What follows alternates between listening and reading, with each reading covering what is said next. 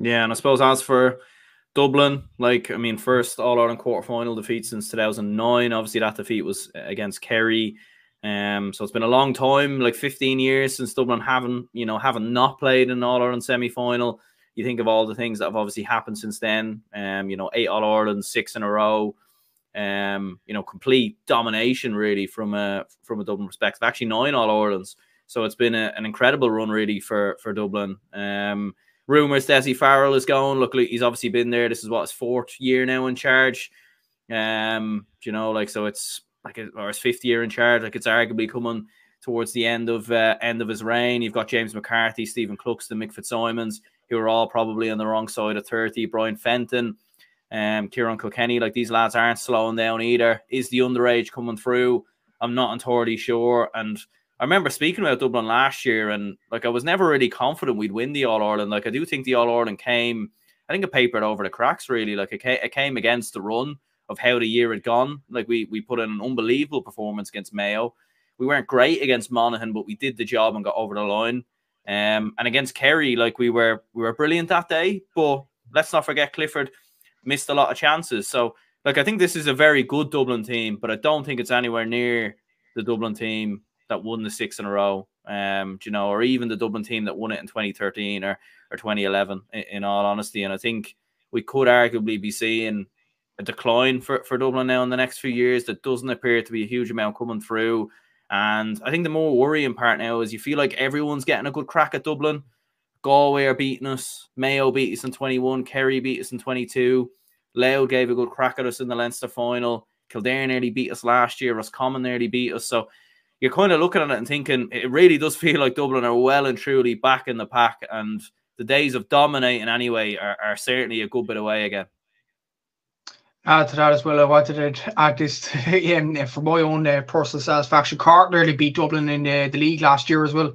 Remember David O'Hanlon tipping the ball into the onto the bar. But it's like, you don't know where Dublin go from here. It's not, I wouldn't say it's a complete disaster for Dublin. I don't think it's a disaster class. I think there's still some room to improve from a Dublin point of view. But I said to Seamus, and I'll say it to you tonight, like, I think Fitzsimons, McCarthy and Cluxton should have retired last year after the All-Ireland final. To go out the high, like this year, maybe it was a step too far. I just felt like that was the perfect stage to wave goodbye. I just think that was it. They should have been finito after that. And what I was worrying about, and the GAGO panel mentioned this, very good coverage by GAGO, by the way, as well.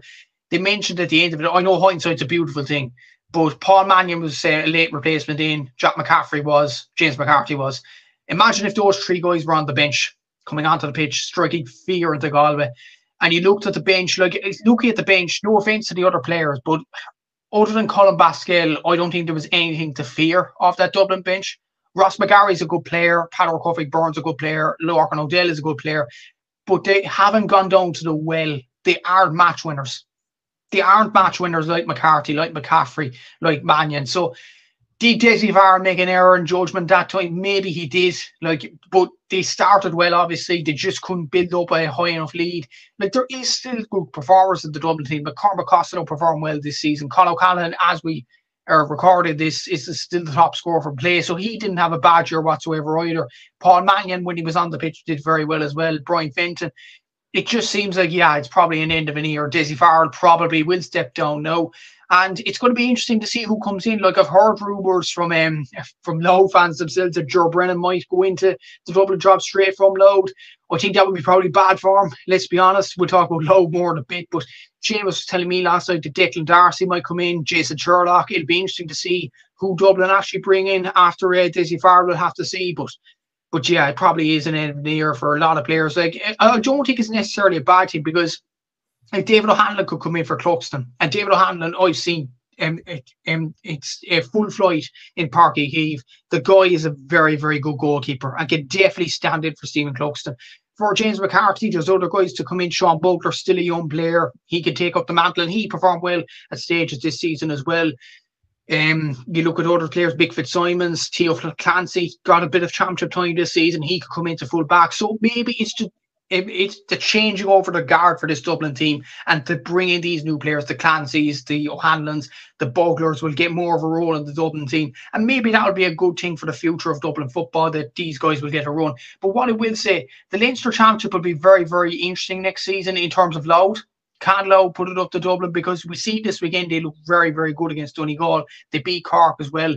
They should have beat Monaghan. They were very good in the Leinster final against Dublin. Can they take it a step further in beating Dublin in Leinster? I think Meath are a bit off it yet because of the shenanigans that went on with Colin O'Rourke's post-match interview against Monaghan. I don't think Meath were taking it seriously this season, which was a shame. Kildare are an utter mess, and if Brian Flanagan comes in, maybe it'll change something in Kildare football. So it will be interesting to see what Louth can do, especially next year against this Dublin team. Can they take them to the well like they did in the Leinster final this season? It'll be very interesting to see. Yeah, look, it's going to be interesting. Like, we are seeing more and more teams get closer to Dublin and Leinster. Like, will it happen next year? I'm not sure, but I do agree as well. I think, and Rory made the point here earlier, I feel like Desi made some silly decisions, taking Jack and Scully off and Mannion. Yeah, like, I don't think Jack McCaffrey had his best game, to be honest, but I don't think he should have started. I don't think James McCarthy should have started either. Like, these lads hadn't been starting all year. Do you know what I mean? Like, I think this was Jack McCaffrey's first championship start. I think pretty much the same with James McCarthy as well. So I think he should have stuck with the grain. He should have stuck with the players that have gotten this far, and then you bring them lads off the bench. Like, we saw Jack McCaffrey make a big impact coming off the bench. We saw that against Mayo as an example. He came off the bench and was absolutely brilliant. So yeah, I do think Dessie Farrell made some mistakes. I think Noel Scully was arguably one of our best players on the pitch. The decision to take him off as well was very unusual. It felt predetermined, and it almost felt like it was a bit of complacency for Dessie Farrell in terms of, let's save him for the next game when this game wasn't over. And I do think there was complacency with Dublin. I think we thought the game was done. I think 14-11 at one stage going into the final, 20 minutes. We were 8-3 up at one stage in the first half, 7-2 up. Galway never led. Galway led twice in the entire game. I think when they hit the opening score, and then obviously towards the end of the game as well. So I think there was complacency, and I think it was there with the crowd. It was probably there with the fans as well. And we didn't feel like we were ever going to get beat until the final whistle went. And quite incredibly, we had chances at the end. Con misses a chance that he normally scores that would have sent it to extra time. So yeah, it was a little bit unusual. Rory says here, we want Jim Gavin. I think after Jim Gavin going in with the football review committee, I don't think you'll tempt him to come back. Unfortunately, I think his days in inter-county management are probably done. But yeah, look, Ger Brennan wouldn't be a bad shout. I would like to see him do another year at Louth, just because we see with managers time and time again, the first year goes very well. The second year can sometimes get a little bit bumpy. So I would like to see him have another year at Louth. In all honesty, Declan Darcy could definitely be a shout. We'll see what happens there, or maybe they might stick with Dessie. He has won 2 All-Irelands in his time as manager, but there definitely does need to be a change, and I think it's actually harming Dublin actually more now playing Cluxton, playing McCarthy, playing Fitzsimons, because you're hampering the development of O'Hanlon, you're hampering the development of Theo Clancy, Pater O'Cuffick Byrne, Sean Bugler, and I think the big the big aim now for next season has to be bringing through the young players, bring through some of the under 20 lads. And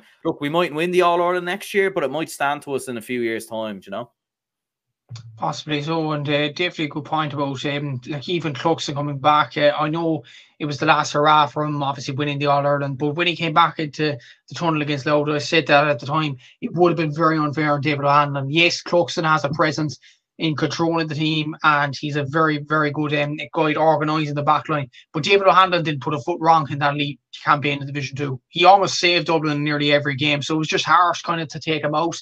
And it was, I just believe that he would have been an able replacement. Theo Clancy was seen in the club championship with Kilmacud is a quality fullback and could definitely come in for Mick Fitzsimons. Like teams have to move with the times as well. You look at Kerry down through the years, like maybe they stuck with a few players for longer than expected, the likes of Tomas O'Shea, Mark O'Shea, all them. Paul Gavin. They stuck with him in the mid 2010s. They went through a bit of a lull with a bit of transition. I know they won the All-Ireland in 2014, but after 2014 they didn't win the All-Ireland until 2022. So sometimes keeping these players for a long period of time will kind of hamper the team. And you look at Mayo as a big example as well, obviously getting to All-Ireland final after All-Ireland final. But then when Andy Moore starts to get old, you have other players in and around the Mayo panel as well, Lee Keegan, hampering the development of the Mayo youngsters. They don't seem near getting an All-Ireland. They've been knocked out of the quarter-final last year. No, they're not even in the quarter-final weekend this year. There's other examples as well. Tyrone stuck with the lads a bit too long as well. I remember in 2012 they went down to Killarney. They got absolutely hammered by Kerry, sticking with the likes of Brian McGuigan, Brian Dewar, all them for so long, and that kind of hampered them as well. They didn't win another All-Ireland until 2021. So looking at that kind of historic element, maybe it could be a concern for Dublin when you think about it. That's the only one I thought about to know. When you list off the teams that have kept these legends on for way too long, longer than expected. Kilkenny's another example if you want to move to the small ball. The likes of Henry Sheff and the likes of Jackie Tyrrell stayed on a bit too long. JJ Delaney as well stayed on a bit too long, hampered the development of the Kilkenny players. And then after 2015, from 2016 onwards, Kilkenny haven't won an All-Ireland since. So, yeah, I think Dublin have to bring in these young players now. It's the time to do it. Time to bring in O'Hanlon, time to bring in Theo Clancy, Pat O'Coffey, Byrne. They're quality footballers, but they need time on the pitch to develop too. So maybe it can be a good thing for Dublin to bring these lads in. Yeah, a few more suggestions here. Marty says Rory Gallagher. Don't think there's a chance of that happening, in all honesty. Rory says, what about Pat Gilroy? Yeah, I just don't think Pat would really be in it, to be honest with you. Like, he had a stint managing the Dublin Hurlers, and it went all right, but he was only there, I think, a year or two, or something like that. So no, I couldn't see Gilroy coming back in. He might come back in some capacity. He might do something behind the scenes, but I don't think he'd come in as manager. Acer says Dublin play exactly the same like they did against Mayo in the semi-finals in the 2021 defeat. Yeah, it was very, very similar. In fairness, Keane says yesterday could have been Desi Farrell's last match in charge of the Dubs. I hear that Declan Darcy could be the next man in the Dublin hot seat. Yeah, he was the man being rumoured the last couple of years. I know he was doing a bit of work with Leinster.